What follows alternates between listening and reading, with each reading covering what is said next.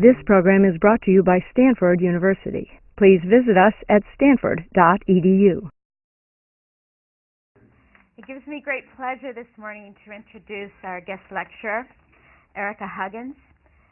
Erica currently teaches at University of California, East Bay in Women's Studies. She focuses on human rights movements, women leadership and social justice and human rights, the Black Panther Party, spiritual activism, resilience training for teachers, mind, body wellness, and the social, physical, intellectual, and emotional needs of young people of color.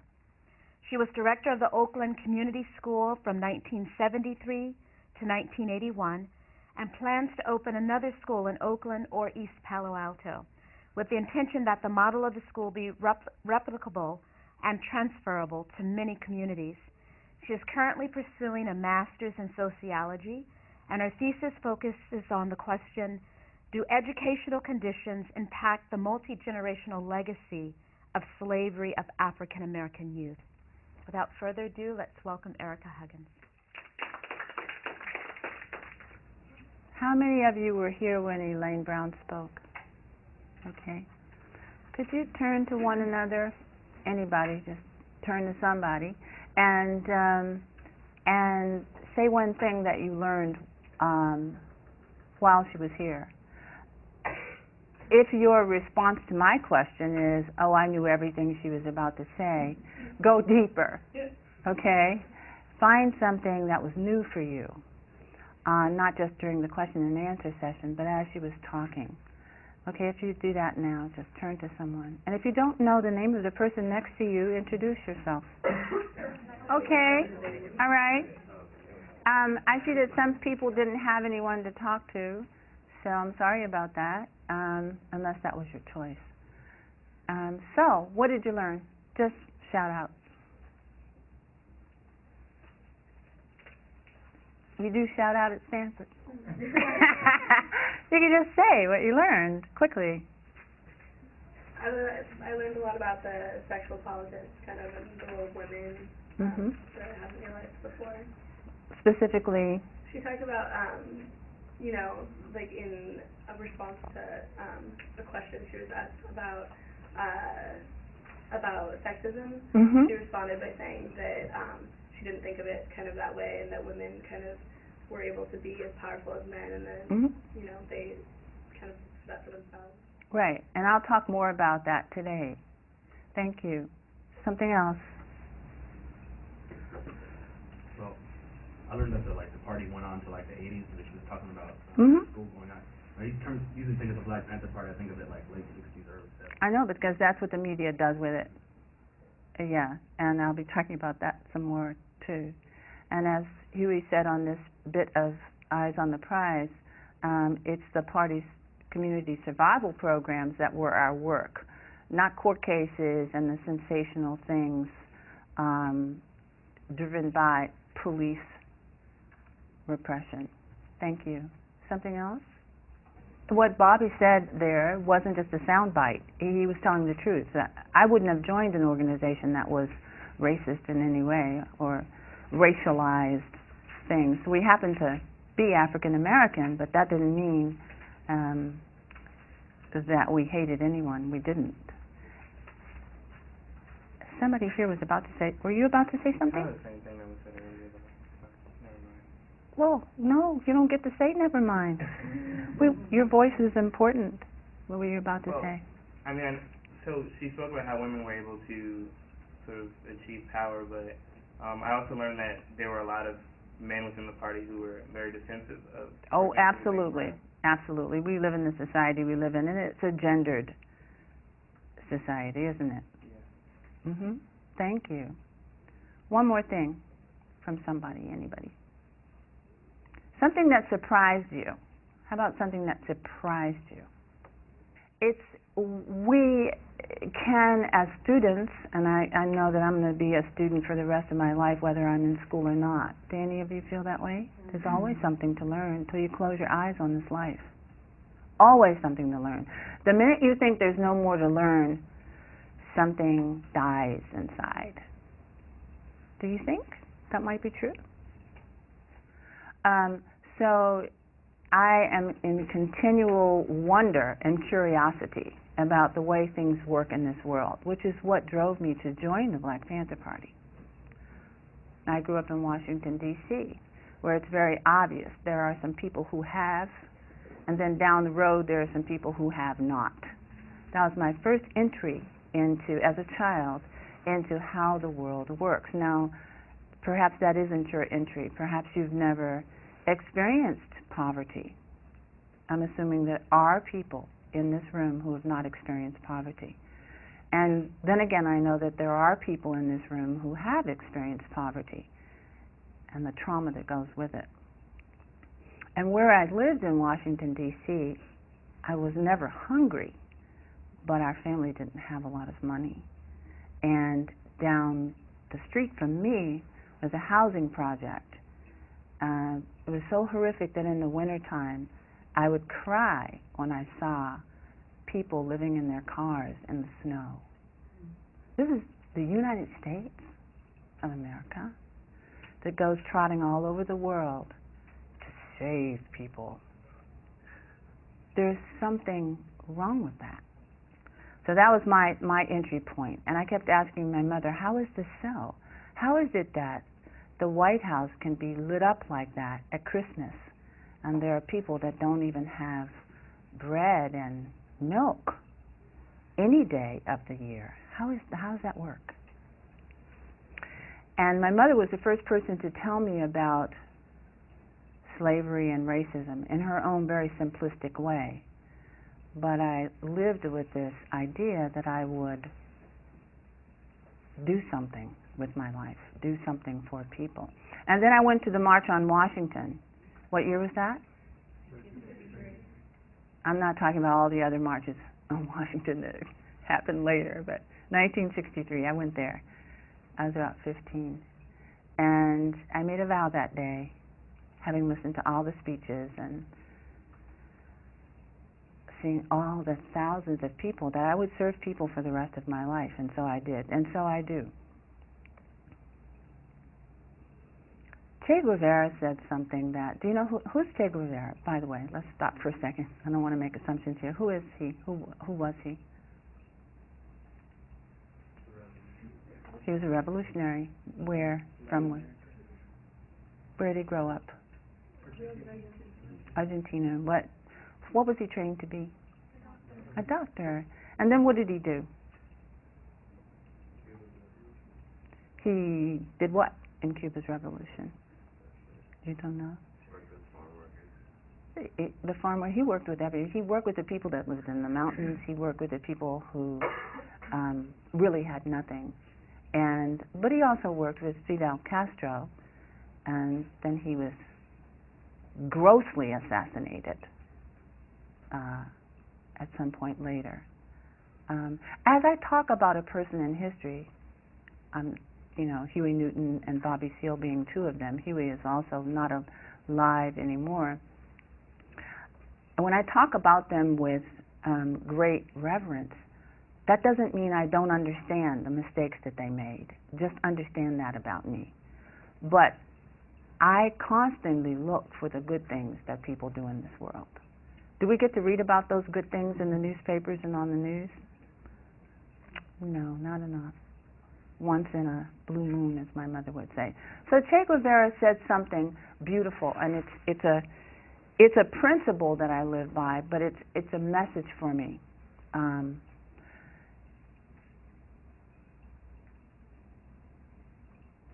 A true revolutionary is guided by feelings of love. I may have the word true in the wrong place, but it doesn't matter. A revolutionary is guided by true feelings of love. Whichever way you want to play with it, in my poor paraphrasing here, you get the point.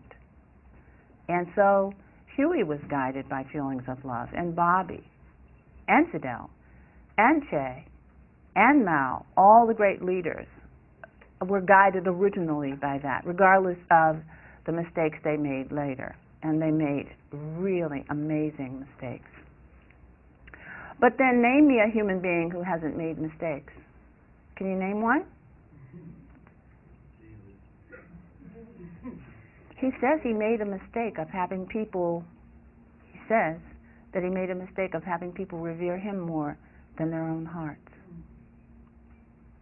Because if we really revered who he really was, we would live like that, wouldn't we? Do we live like that? No.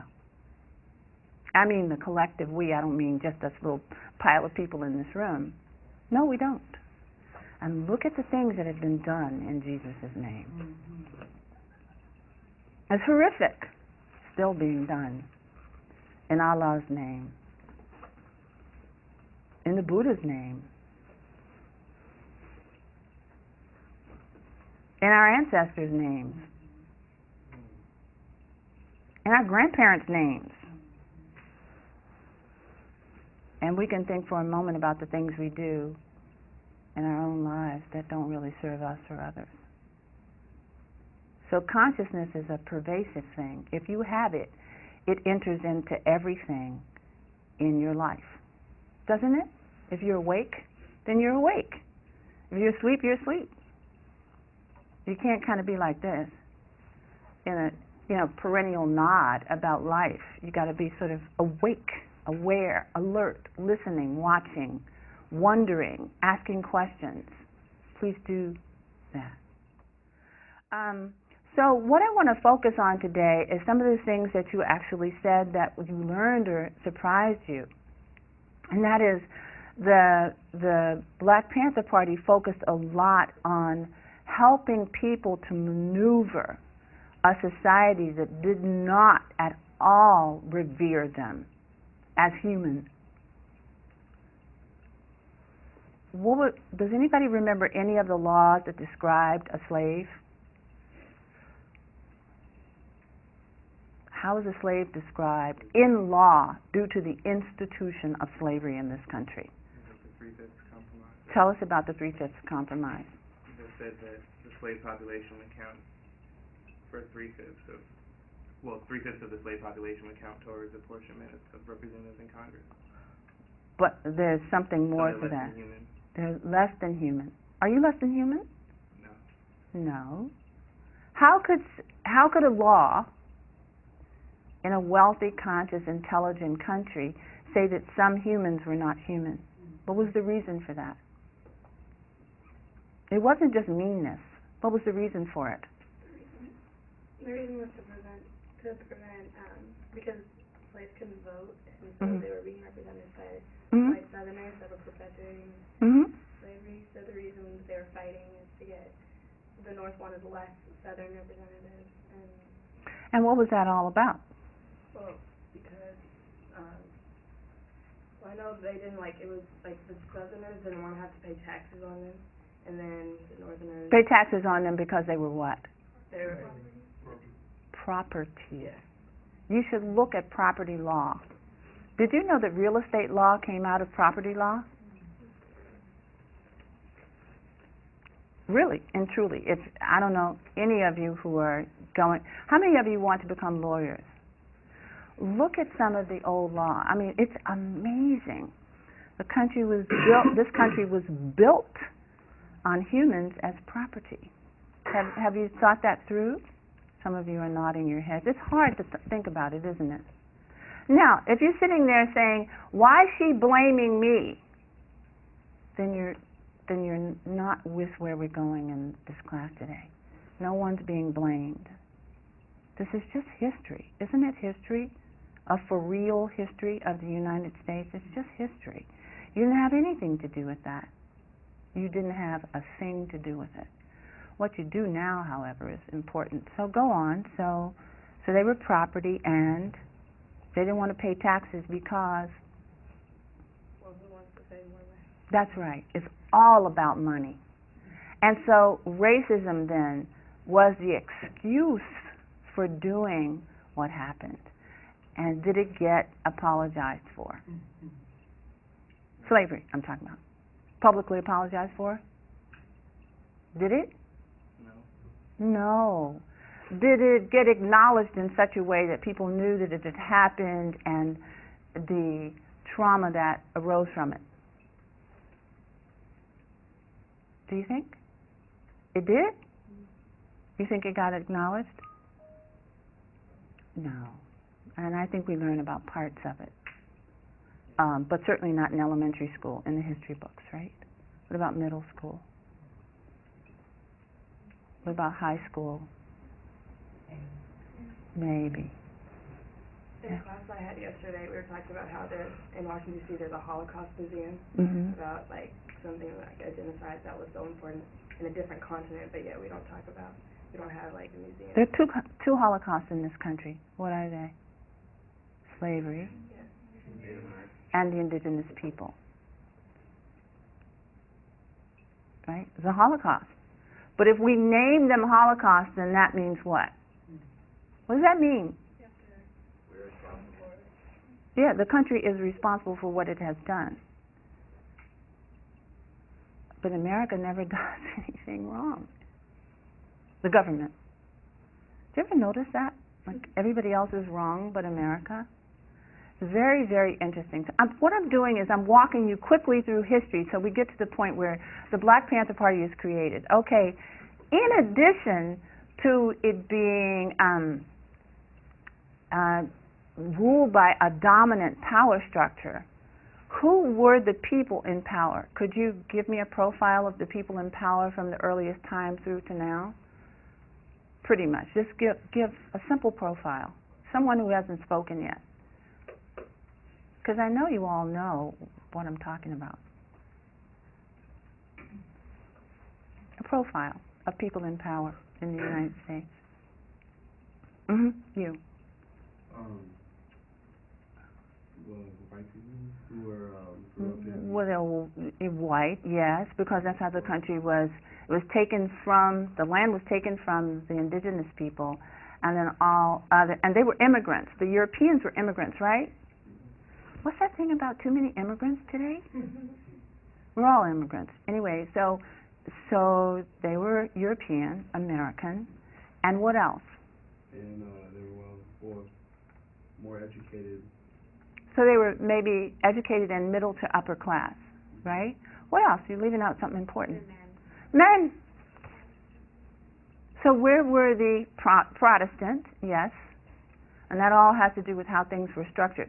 Okay, what does it mean that we live in a society that is not only has a racial, an ethnic dominant culture, but a gender dominant culture? What does that mean for us as generation after generation as we grow into adulthood? What does that mean? What are we taught?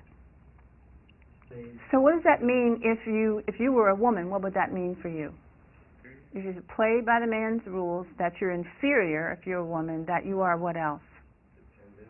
Dependent on men. What do you get paid on the male dollar? 79 cents on the male dollar. Why is that? Explain it. Can you explain it? A lot of ground to catch up. Pardon me? There's a lot of ground to make up. Yeah, but how can that happen? I'm curious. How can it just be like that? That a woman gets 79 cents on the male dollar? You can start with education, because For the boss that does it? For the employer that does it? I'm sorry, I missed it. Why is it okay? How do the employers get away with paying that amount of money? Gendered jobs. Okay, wait, we're not done with who gets what on the male dollar. What do African American women get on the male dollar? 59 cents. How about Latino women? Somewhere around 49 cents. And the census reports and surveys say that there isn't enough information about Asian women yet to give. But they're somewhere between 49 and 59. When I first read this a few years back, I was like, my jaw dropped to the floor. It's like, what? What does that tell you about the society we live in? This didn't happen yesterday. I'm giving, the 59 cents and the 79 cents is better than maybe 20 years ago. Okay, so I'm not even going far back in history. It's in the 2000s. So what does that tell you about the society we live in? You're going to transcend those numbers, you, in this room. You're going to transcend that. You're going to make it happen. You're going to do it different. But what does it tell you about the way the world works? Inequality is okay. Pardon me? Inequality is okay, and we just go along and sort of, go with the flow, don't rock any boats, everything will be okay. All right, so, yes? Well, it makes you think that because things are better, that there aren't any problems anymore because things are so much better than they used to be. When still My students tell me all the time, sexism and racism used to exist, but it's all better now. Hello, where? And they say, oh, we're in the Bay Area. Huh? There's no racism in the Bay Area? But it isn't really that they mean that. That's what we tell one another. I'll give you a definition a recovered heroin addict told me once about denial. You know what denial is? What is it? What's denial? The concept of denial. What does it allow for a person to do? My friend in the green shirt, yes. Denial allows you to avoid facing the things you should. Mm-hmm.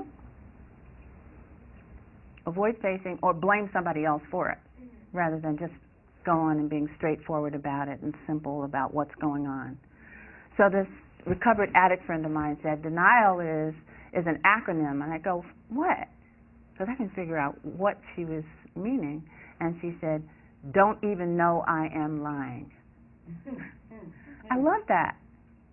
Denial is like that. You've told yourself this lie so long that there's no racism, it's all better, women get as much as they need, women can go anywhere and become a CEO or a whatever, that you believe it, and it isn't true. So I did all that to get you to the inception of the Black Panther Party, and the women and the men came together. Did you see all the women in the Black Panther Party on here?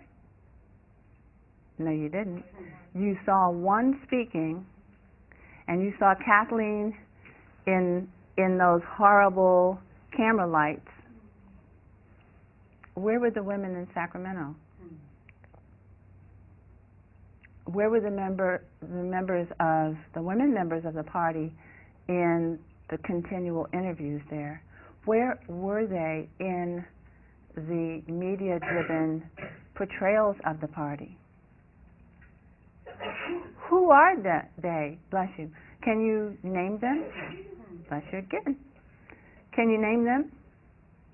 Other than Elaine Brown, Kathleen Cleaver, and perhaps myself and Angela Davis. Did you know Angela Davis was a member of the Black Panther Party?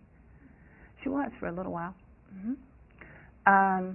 So, name some women. Yeah, it's hard, isn't it? That's because we live in a society that functions through all of these concepts, like constructs like race and class and gender. So certainly they're not going to show the women. And also, if the women are shown, that would mean that the party's programs would have to be shown. Why? Because the women were running them. Well, hold up. Why would that be so? Why wouldn't the government want you to know about, see this list? This is some of the 40 party programs, okay. People's Free Medical Research Health Clinics, Free Food Programs, People's Free Community Employment Program, People's Free Shoe and Clothing Programs, the Intercommunal News Service, which was a party's newspaper up to 1980, Legal Aid and Education Programs, Seniors Against a Fearful Environment, which is a senior transportation and support program, kind of like Meals on Wheels, like the great-great-grandmother of Meals on Wheels. Free Pest Control Program, much needed. Intercommunal Youth Institute, which became Oakland Community School, and the Child Development Center, which was the feeder daycare center we're the Intercommunal Youth Institute that changed its name to Oakland Community School, and under, in small, you see very specific programs, and this is not all of them. This came from a magazine called the Co-Evolution Quarterly, and this is from 1975. And I'm going to pass this book around, and you can look at this book. A friend, Lisbeth, collects all these things for me and for posterity. So it's about all of the party's programs, and also a huge portion of it is about the school, the Oakland Community School, which I'm going to be talking about. So I'll just pass it around. I don't mind if you look at it while I'm talking. It's a little bit heavy, and I'm sorry that it is. I'd like to make a little handout booklet to give to students, but I'm not a rich lady. I want you to know about the party's programs. So let me focus right now on the party's educational programs. And one of the points of the 10-point program focuses on education. And Awele will just read that point. Something that just popped in my head. Yes. It's a critical thinking strategy that I was exposed to called light and shadow. Mm-hmm. When you said, what did the media focus on? Because if they did focus on the women, they would have to focus on the programs. Mm-hmm. Yet, what the public knows is about toting guns. Yeah. And that's about it. Yes. And so it was just... And not only that, as you said, it stops at around 1970 or something. If that, maybe 69. And so what just came into my head was that we have to constantly ask ourselves, what is in the light? Mm-hmm. And therefore, what is in the shadow? What is Thank you not very being much. shown, what is not being said? That's a very good way, because that applies to our individual selves as well. What's in the light and what's in the shadow. Because we can't always illuminate, but some people choose not to illuminate. So what we're doing today is we're putting women in the Black Panther Party and the Black Panther Party's community survival programs in the light. So thank you, Alana. Can you read point 5 of the 10-point program, which Bobby Seale alluded to on Eyes on the Prize? Community survival programs. Or just survival programs for short. That's how we would say it. We want an education for a people that exposes the true nature of this decadent American society. We want education that teaches us our true history and our role in the present-day society. We believe in an educational system that will give to our people a knowledge of self. If a man does not have knowledge of himself and his position in society and the world, then he has little chance to relate to anything else. This is point number 5. And thank you so much. And the 10-point program was written at what is now Merritt College, used to be called Grove Street College, in October of 1966 by Huey Newton and Bobby Seale. So you would want to read the 10-point program at some point. It's quite beautiful. And I'm sad to say that the things we wanted then are still the things that people want now. I'm not sad that they want them. I'm sad that things like housing and food and clothing and shoes and education need to be things that people still have to ask for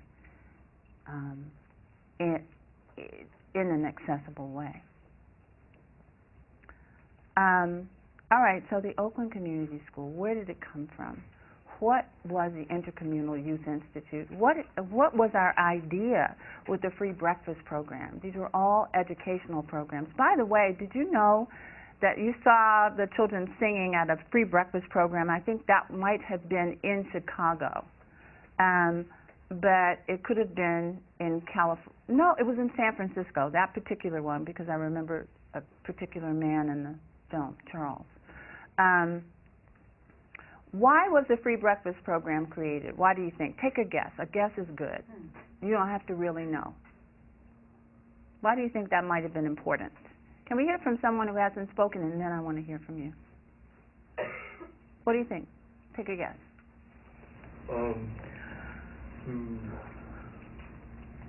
to assist children who were in the school systems who weren't adequately funded to help provide for them? Yeah, so they could eat some breakfast. It's just simple. They didn't have any breakfast. So, did you have to go without breakfast in the morning? Maybe you chose not to eat it, but many of you had some breakfast if you wanted to eat it, right? And some of you didn't, right? Some of you didn't. Okay, I'm not making any assumptions about who you are, but food might have been available for many of you. Okay, so yeah, to support those children so they could go into the school day not focused on hunger, but focused on education. That's why it was created. I was going to tell you something. The police shut down many breakfast programs in churches, came in with guns focused on the children and the people feeding them and shut them down. Let's have a working definition of violence. What is violence?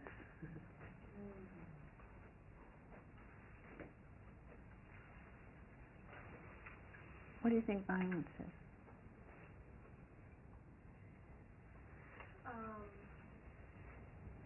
Violence. Mm-hmm. Well, I mean, that's a guns blazing at a free breakfast program. I think would pretty much fit the bill. Fit the bill. Yeah, that is violent. What is it? What's violence? That's an example of a good example of it. Yes. Forcibly depriving people of their rights and privileges. Even their movements, or their speaking, or their actions. Okay, well, what's all the stuff that the guys, the police guys and the government guys were talking about that we were militant and violent? I think something was reversed and we believed it. I think there were ways in which the Black Panther Party was violent as opposed to nonviolent. But would you say that we live in a violent society?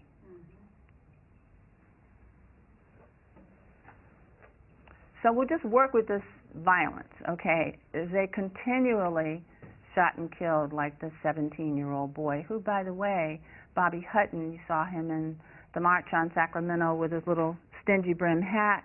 Then you saw the picture of him after he, from the newspapers once he was murdered. But he had stripped down to nothing except his pants. He was shoeless and shirtless, obviously no bulges of any kind, no gun. He was shot so many times that when I saw his body on that day of the funeral, the people who prepare a body could not patch up all the holes.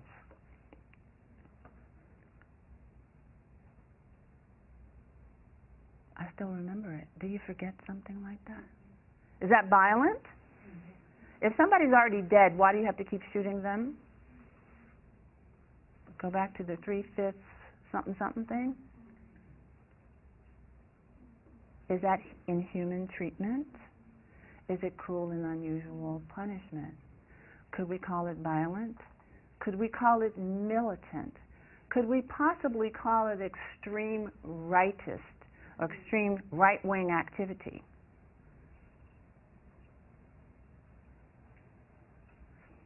All right, let's keep going. So, free breakfast program first, and then those were all over the country, everywhere we could have them for the purpose of feeding children. And they would sing songs like Free Huey, but they'd also just sing songs, regular songs. And what the newspapers carried is that we were teaching children to hate white people. And the FBI COINTELPRO created a coloring book that they said that we were using to teach hatred and violence. We had no such thing. I'm looking at a memorandum and an FBI document here. You can't really see it, but suffice it to say, it's another document from another time. It's from 1969. This is their memorandum to set up the circumstances on the UCLA campus that eventually killed John Huggins and Al Prentice Carter. John Huggins was my husband. But the picture here was drawn by an FBI agent, no self-respecting African American man would draw another African American man looking like this. It's just fake. So they did this all the time. Guess who paid the FBI to do this stuff? The counterintelligence program nicknamed COINTELPRO. Guess who paid them? Tax dollars? Taxpayers, like your mother and father, grandfather, grandmother, depending upon how old you are. All right, so then after the breakfast program sort of spread across the country, the federal government was so embarrassed by the Black Panther Party's breakfast programs that it started the free breakfast and lunch program, the federal one that you do know about. They were so embarrassed. They could have done it, but they didn't. We did it. All right, so then across the country in the various chapters, and there were 40 to 45 chapters of the Black Panther Party, progressive thinking party members said, well, why don't we have liberation schools? Why don't we have after-school programs like Jewish and Chinese after-school programs where kids get to know about the true nature of the society, themselves, and others? Why don't we have liberation schools? So they popped up everywhere. They were in California, they were in New York, they were in Chicago, they were in the South, and they were in the Pacific Northwest. And then in Oakland, which was the headquarters of the Black Panther Party, a number of women who were educated as teachers said, why don't we have a real school? Because our children are not getting educated. And David Hilliard and Bobby Seale's children were being harassed by school teachers and principals. Their little children were being harassed by grown-ups. You know, grown-up, supposed to be mature. You don't bother children. Is that violence? That's violence. That's violence. So David Hilliard and Bobby Seale took their children out of school, and we started something called the Children's House. And the Children's House was really there were two houses that the Black Panther Party owned. And in these houses, a full-day curriculum was given to the children, kind of like homeschooling on a large group level. My daughter went to one of those houses. And the children were educated collectively according to their need, according to their skill, and not necessarily according to their age. And then Elaine Brown's mother went to Huey Newton and said, we need a real school, not just a little house. We need a full-blown school. Can we do that? And Huey said, yes, we can do that. And so a group of people helped to raise funding to buy a building, first a house, a larger house, in the Fruitvale area of Oakland, and then a huge building on what is now International Boulevard in Oakland. Are you familiar with Oakland, any of you? Okay. So it's 61st and East 14th, now International Boulevard. An old church building, perfect building. And we moved into that building in 1973 with a woman named Brenda Bay as a director. And then she went on with her life, and I became the director of the Oakland Community School. We taught a full curriculum. This was 1973, we taught Spanish. What happened to Spanish in the public schools? Let's see. What happened? Does anybody remember?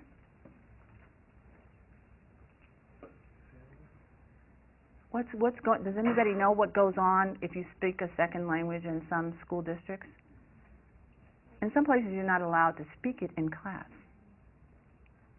In some places, like in Los Angeles, you can have a Spanish-speaking or other language tutor to sit in class with you if English is not your first language and you've just arrived here to this country. But it's not highly regarded anymore. What happened to it? What's affirmative action and what happened to it? You got restricted. Why was it created? I'm throwing out lots of questions for you to think about. But why was affirmative action created? Yes? To counteract some of the setbacks of slavery on the black community by offering them. It wasn't just for African Americans. It was for people of color in general. I don't like the term minority, if that's okay with you. You can use it. I don't. Because the word means less than. I don't see anything less than about people. It's one of those terms we use and we don't think about, what the heck does that mean? Okay. So anyway, so yes, it was created to reduce some of the setback and to allow for people of color and white women. We use this term minorities and women, but then we're not looking at wait a minute, something's missing here. Aren't there some women in that thing called minorities? So I'm just being plain about it. White women and people of color were afforded, the same privileges as white men. They were able to go to schools that before that time they weren't able to go to. And there were other ways in which affirmative action worked in the work world. Okay, but then it was restricted on many college campuses because it was seen as what? Reverse racism. Do you love it? Wait a minute, let's just checking in. Is that violence? Yes, it is. It's a form of violence. I'm not being funny when I do this. I want you to really think about the world we live in. And then some of us will excuse it. We'll say, oh yeah, maybe that is reverse racism. No, it's not. Do you remember the reason for the historical black colleges? Somebody just didn't have this is a cute idea. Let's have some black colleges. No, that's not where they came from. You couldn't go to certain schools. All right, moving on. So the school, Intercommunal Youth Institute, that became Oakland Community School, had none of that happening. You could come to that school tuition-free and have your breakfast and lunch at school, be appreciated as a complete human being with great power in this life and great potential in this world. Your family was appreciated no matter what the circumstance. You were fine in the skin you were in. It didn't matter what color you were. Now, we lived in a community, the school lived in a community that was African American and primarily Mexican American. I don't want to say Latina and Latino and just glump everybody together. It was primarily Mexican American, although there were, at that time in the 70s, other immigrant peoples in large numbers coming into East Oakland and into Oakland from other parts of Central and Latin America. We had Native American children in that school, and we also had European American children in that school. I'll tell you a story, and the story is simply this, that the school, you could not get, it was part of the Association of Alternative Schools, but the California State Department of Education did not give accreditation to elementary schools that were alternatives at that time in the 70s. So what they gave was an approval, and what they asked was that someone from the State Department of Education come and visit the school. And they sent the Assistant Superintendent of Public Schools at that time, William Whiteneck, to visit the school. Well, of course you know what one of our children said to him. Because we told him to question everything, and we said the world is your classroom, and the only silly question is the one you don't ask. So this little boy walked up to William Whiteneck and hugged him. He was a very tall guy, and hugged him with red hair, and hugged him around his thighs, because he was a little boy. And he said, "Is your neck really white?" I thought that was the cutest question. And the guy said, "Well, son, I guess it is." He didn't have any problem with that. I'm saying that the child just wondered about his name. He didn't have any sense of race or color or anything. Well, William Whiteneck, after leaving the school on the way out of the door, gave me a hug, and he was in tears. He said, I came to this school today. There are 150 children, by the way, every year of the school's existence, and unborn children on the waiting list. And the children were not just the sons and daughters of members of the Black Panther Party, like it was in the Children's House with a few neighborhood kids. This was primarily the children that came from the housing projects nearby in East Oakland, and there were children who traveled in every day from San Francisco, from Alameda, from Berkeley, from Richmond, and El Cerrito. And their families were primarily poor. So William Whiteneck said to me that day, he said, I always thought I was coming to a storefront run by a militant organization.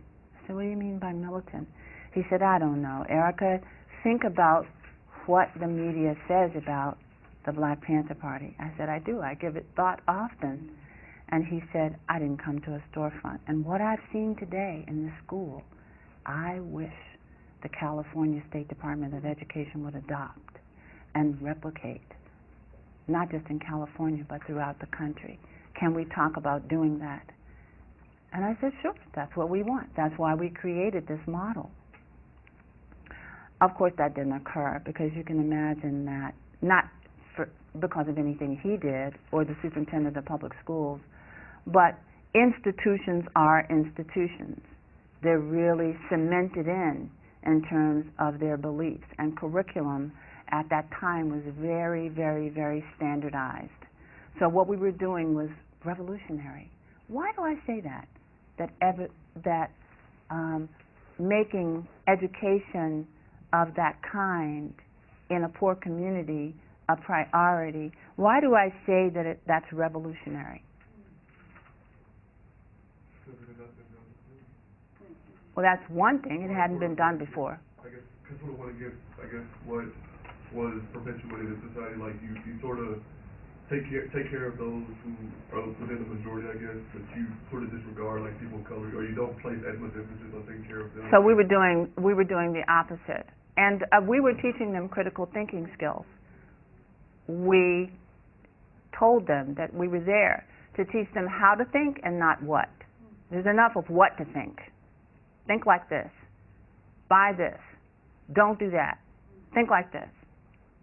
And if a child asked us a question and we didn't have the answer, we weren't embarrassed to say, we don't have the answer to that. Can you and I investigate? That was our famous question. Can you investigate? Even if a child came to report a fight, he hit me first and then she didn't. No, go investigate. Come back and let's talk about it.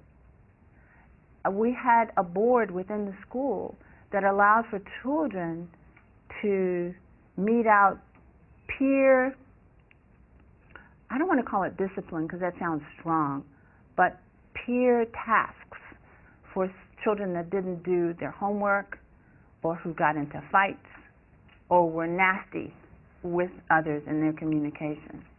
And there is, I wish you could see this clip that I'm thinking about. There's a clip of it. LeVar Burton, on one of his famous children's shows like Reading Rainbow, there was another one called Rebop.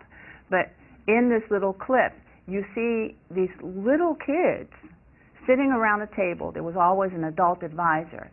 Sitting around a table, and there's this little girl with glasses hanging down on her nose, and she hasn't done her homework for a week. And so the children are saying, well, Kim, why didn't you do your homework? I don't know. I guess I was just trifling. It makes you laugh. It's so cute. And then the students are sitting there like, no, they're not hearing it. So what do you mean? Why didn't you do your homework? Don't you understand your education is important? And she goes, yeah, I know. I guess I need to do something. Well, what do you suggest that you do as a result of not doing your homework? This was not prompted by adults. She said, I guess I should have to do my homework and turn it in and do an extra assignment. And they said, yes, that's what you should have to do. But also, you should think good thoughts about yourself, or something like that. They didn't want her to walk away feeling horrible because she'd been there, which is what adults do to children. and what adults do to adults. So it was an entirely different setup. Also, the children, when they did get in a fight, we had them go out in the courtyard. There was this beautiful circular courtyard between classrooms and offices, and we'd have them stand there and do the Hatha Yoga tree pose. If you've ever had to do the tree pose, you know it takes a lot of balance to do it. And it especially worked for fidgety kids because it brought them to focus and to balance. We wanted them to have internal locus of control. Do you follow what I mean when I say that? That your mind's not over here and your body's here and then your heart's somewhere else, that you're all in one place in your life. We taught them, we didn't teach them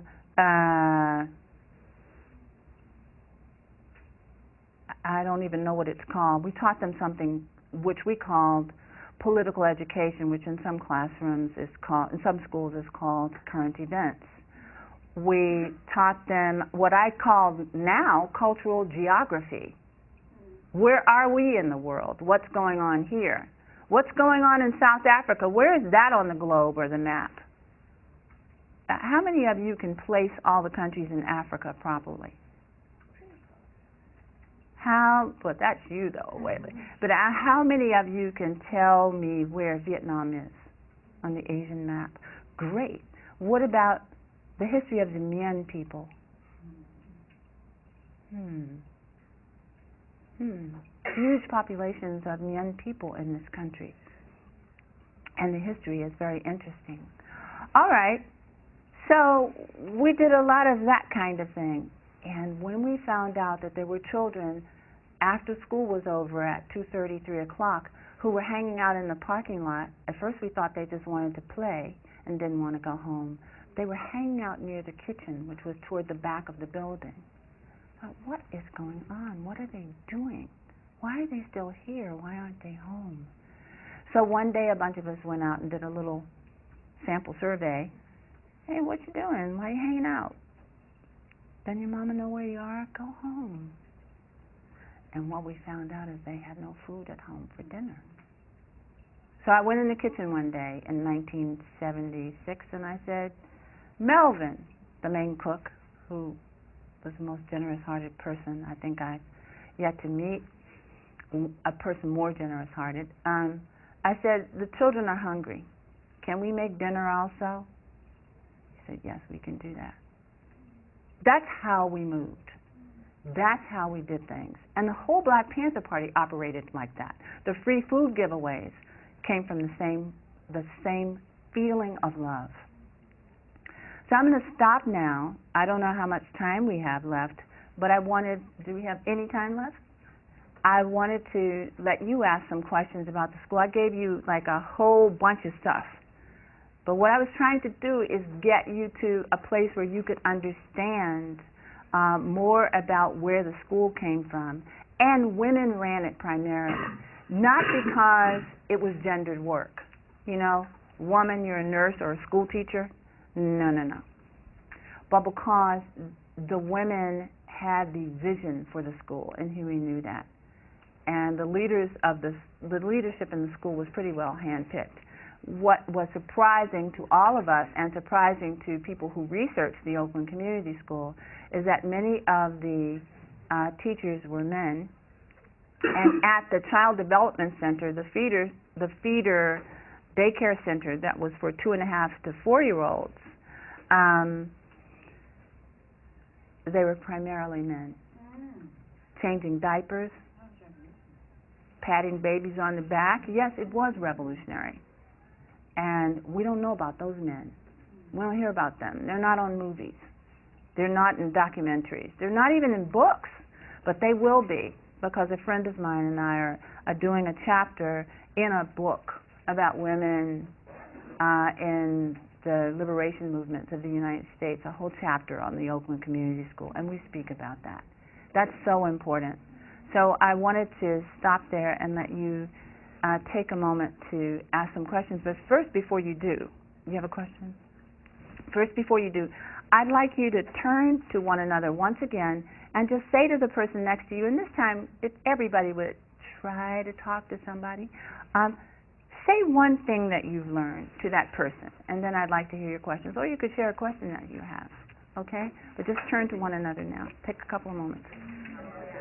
Okay. All right, thank you. I just found something that it just blows my mind. I forget things that do you ever forget things you've done and you go, oh, yeah. So I just found this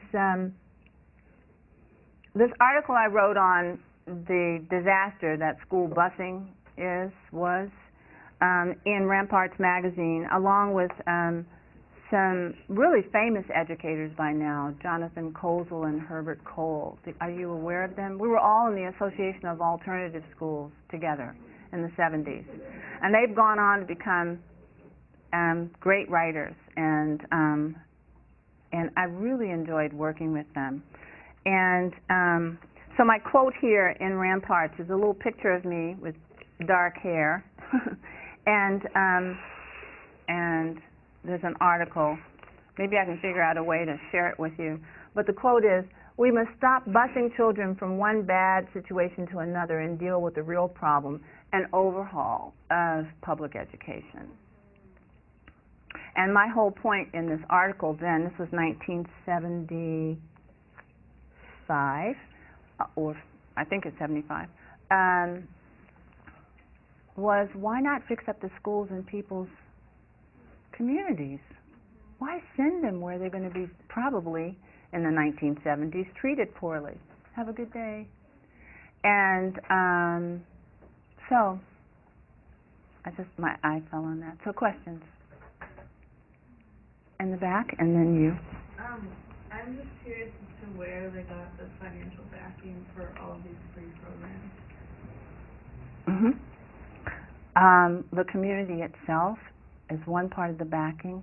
The money we raised, you'd be surprised, the private philanthropists who gave money to the party for its programs. You would be so amazed if you heard their names. I don't remember all their names, but Leonard Bernstein was one of them.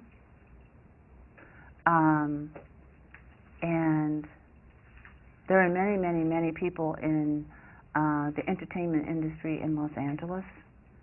And Huey also made friends wherever he went. He's very charismatic, so people would give money to the programs. The school, the breakfast program, was supported by, let me start back with the breakfast program, since that's where I started in terms of educational programs.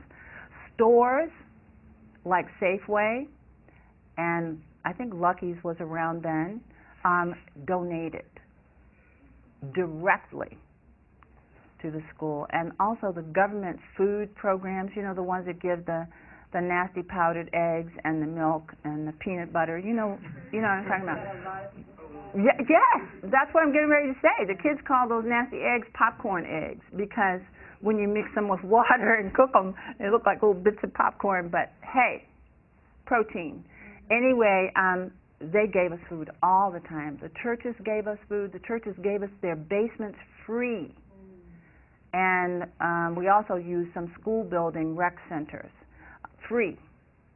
So a lot of things were given to us by the community and the churches and the small businesses in the community, absolutely free. Now, the Oakland Community School, we didn't charge tuition, but what we did was fundraising. I did it. We wrote grants. We listen to this.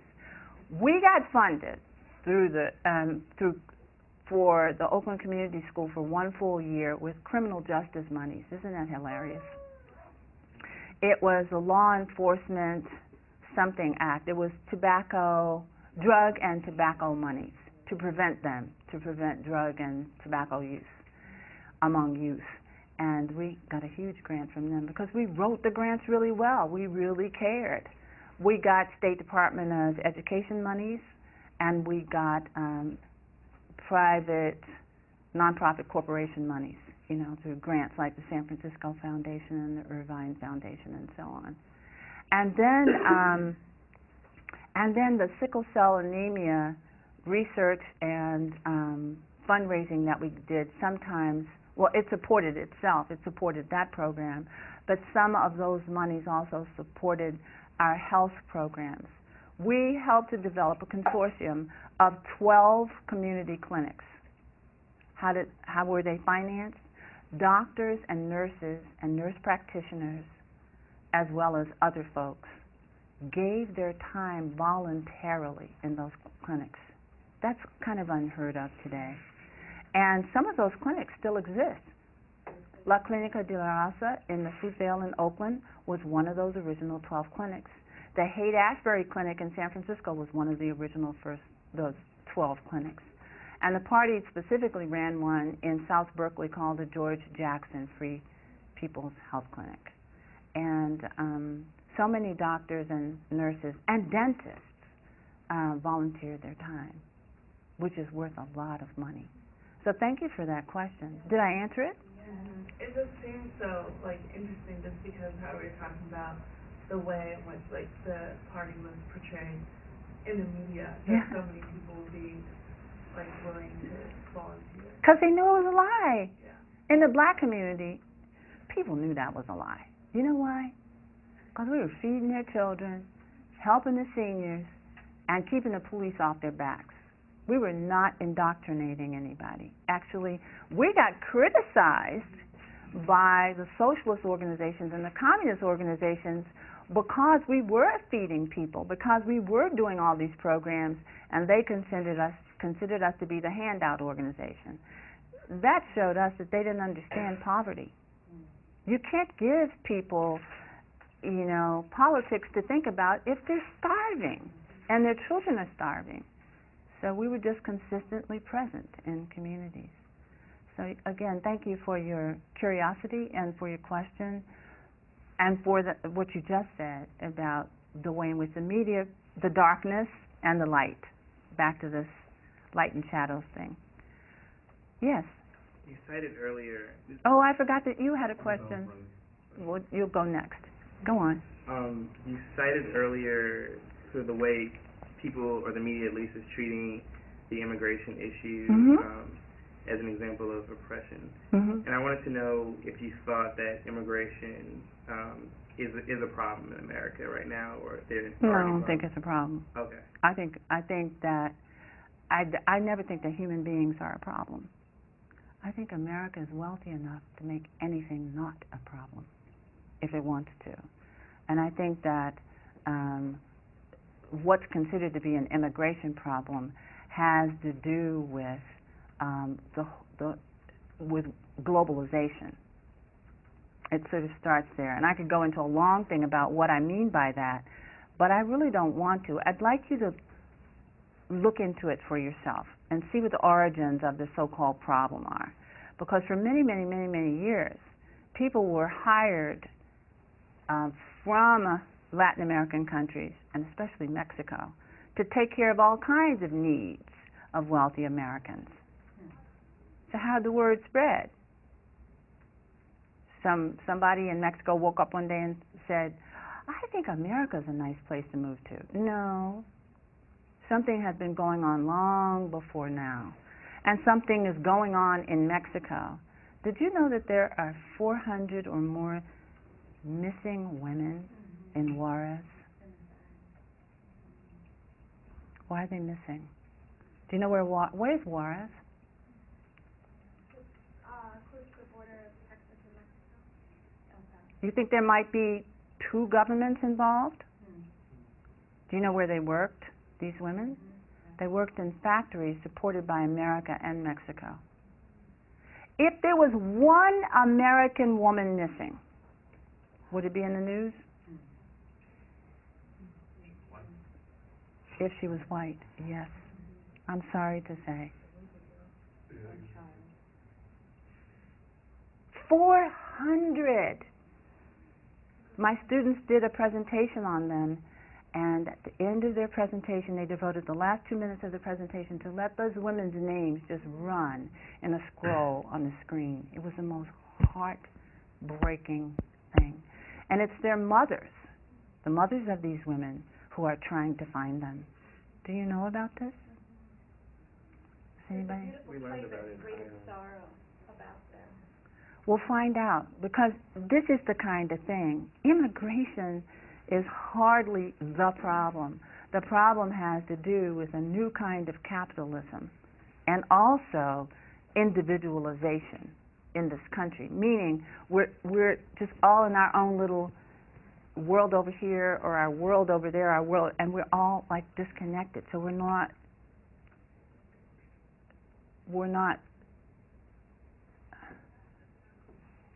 I'm going to leave it at that. I want you to think about it, but that's a great question. What do you think about immigration? Well, I mean, Is something you hadn't thought about, or something you do think? It's something I think about all the time, actually. What's your major? Poli-sci. Mm-hmm. And why do you think about it? Because I'm always, I guess, in my mind trying to see if there are similarities between the struggle of, for example, people immigrating from Mexico in America and what black people face during the Civil Rights Movement. There is. And before the Civil Rights Movement, go back to slavery.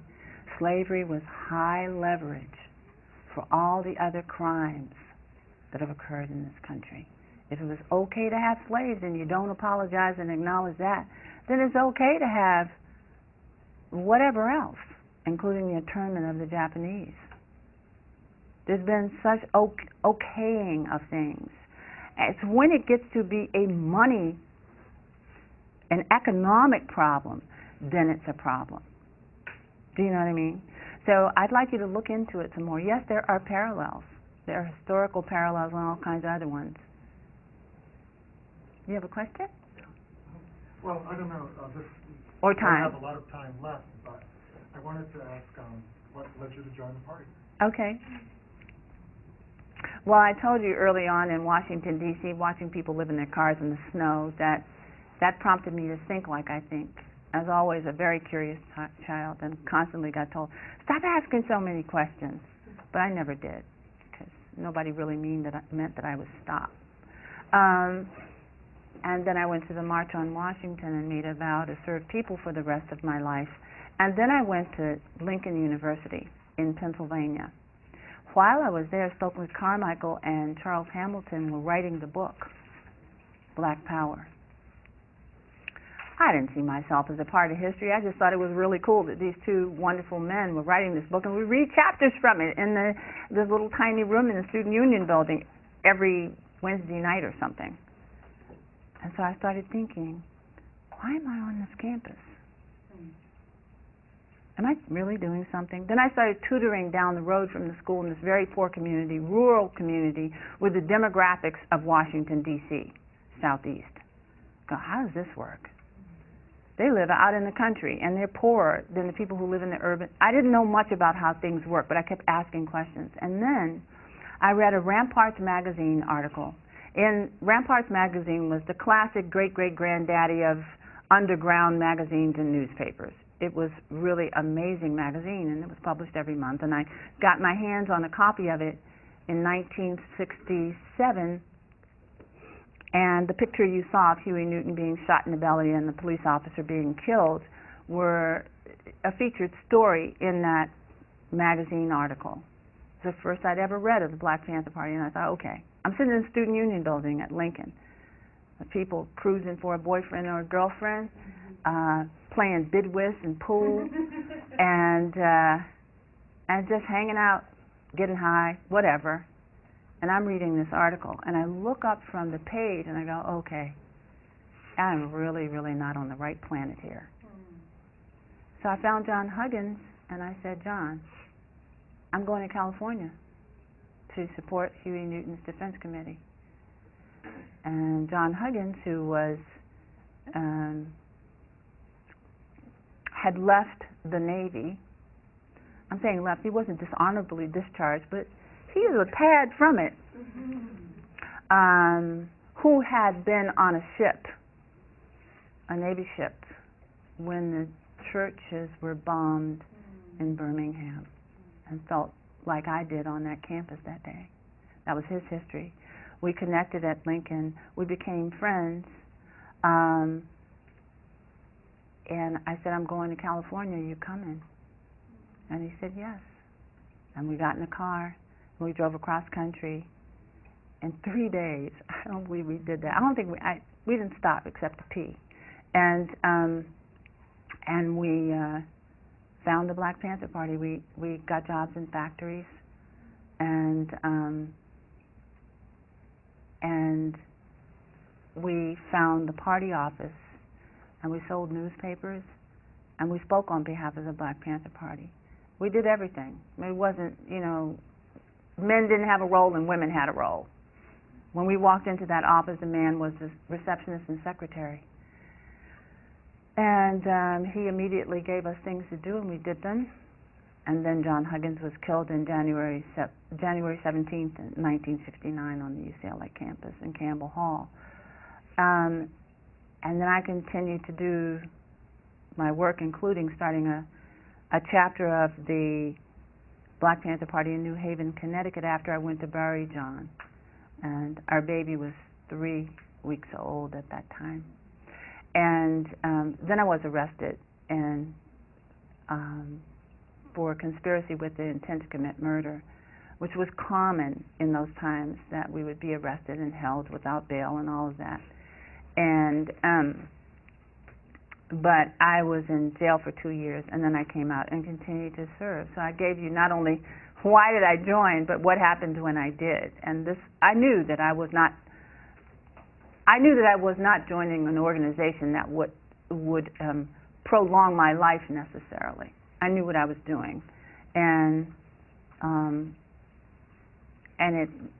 it broke my mother's heart, but I knew I had to do it. So thank you for that question. Thank you. Any other questions? Did you ask your question? She asked what's the Spanish? Kind of a quick question. Did kids from the open community school end up then going to public high schools in the area? And middle schools. Can I tell? Do I have time to tell them one short story? One. So I've been interviewing students and staff from the Oakland Community School, in this year, for my thesis. And I interviewed a young woman who now has a 4-month-old child. She's in her 30s. And she told me that the school was like the best part of her life. She went on to a Berkeley middle school and an Albany high school. Does anybody know where Albany is? You do. So you wouldn't call Albany the inner city, would you? Okay, all right. Now Albany is like a suburb kind of. Okay, and people do send their children there because the schools have smaller class size and those kinds of things, the quote good school. So she went to Albany High. I asked her, my question to her in my list of interview questions was, well, how did Oakland Community School change your way of thinking about your academic career or your work in the world? And she said, let me talk about my academic career. She said, career, high school. And she said, I went to Albany High from Claremont Middle School in Berkeley. My mother sent me there because she thought that it would be best. And when I was there, I had a history teacher with an antique history book. Well, this is common. We were talking about that earlier, how the history is like sort of there, sort of not. And she said that in the history, it was U.S. history, but it sort of had truncated versions of it. And in it there were 2 chapters, one on something of slavery that kind of dismissed it, and the other chapter on something about Native Americans. And she said that when her history teacher got to that point, he skipped those chapters. She raised her hand because we told the children, question everything. The world is your classroom. If a person doesn't know, they will find out for you. We tried to keep it uplifting. So she said, excuse me, I don't understand why you skipped over the only chapters that talk about people of color. We need to know that in our history class. That's a logical question, isn't it? He said, I skipped it because I don't have time. And she said, but we need to know. Go to the principal's office right now. She went to the principal's office, and the principal said, go back to class and do what your teacher says or you'll be suspended. And she says to me, I have it on tape. She says to me, I was suspended. And I'm rooting for her on the inside, but I'm the interviewer, so I can't say much. I said, then what did you do? She said, I got home, I called my mother at work. I told my mother I'd been suspended for asking this question. She said, we're going down there right now. I'm getting off of work. I'm going to take you back down there. And they went, and they spoke with the teacher, and they spoke with, this is 1990-something, okay? Not the early 1800s. Okay. And the mother said, why did you do that? It seems like a logical question to me. Well, it was an antique textbook. It wasn't a very good textbook, and I figured I didn't want to spend time on it if it wasn't quite right. She said, well, why didn't you ask the kids to research something? Why didn't you find out more and give them more? Why would you do that to my child? And the daughter's sitting there waiting for an answer from him, and he says, oh, I don't know, I'm sorry. Well, the principal also said, we're going to reinstate her to school. Well, thank you very much. And what else? Well, here's the beautiful part of the story. The teacher, recognizing his own, what's the word for it? Ignorance, yes. And there was also some bias there. Said to the principal, what if we have her do something? What if we have her teach something? And the principal said, why don't we have her organize and lead the first African American History Month celebration at Albany High? And it was the very first. She said to me, and what I learned, Erica, is that the school taught me to think like that. And I also learned that in order to be a strong woman, I have to make sacrifices sometimes. So I leave you with that story. Thank you.